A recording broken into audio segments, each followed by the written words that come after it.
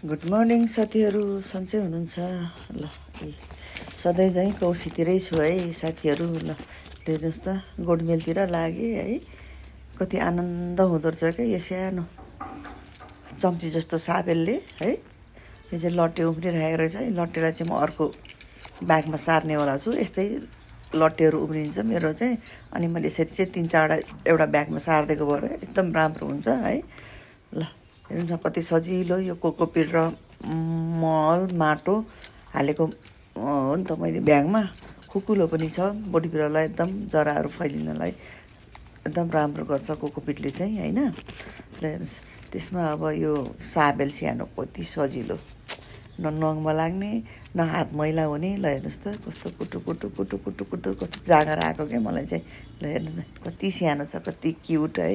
ल हजुरहरू पनि सानो साबेल किन्नुहोस् होइन। यसमा चाहिँ 3टा आउँछ। एउटा दाँते भएको हुन्छ, एउटा सानो साबेल हुन्छ, अर्को एउटा पनि हुन्छ, 3टा हुन्छ। त्यसले अब के गर्नुपर्छ हजुरहरूले ल घरमा कौसीमा युज गर्नु होला है साथीहरू। ल मैले चाहिँ यसरी खोर्सानीको सानो बेर्ना रोपिदिएको थिएँ। अनि कुटु कुटु कुटु कुटु कुटु कुटु कुटु गोड्दैछु। अनि माथिबाट आएको जारहरू चाहिँ उक्लिसकेको, अनि फुत्ता हातले निकाल्ने है।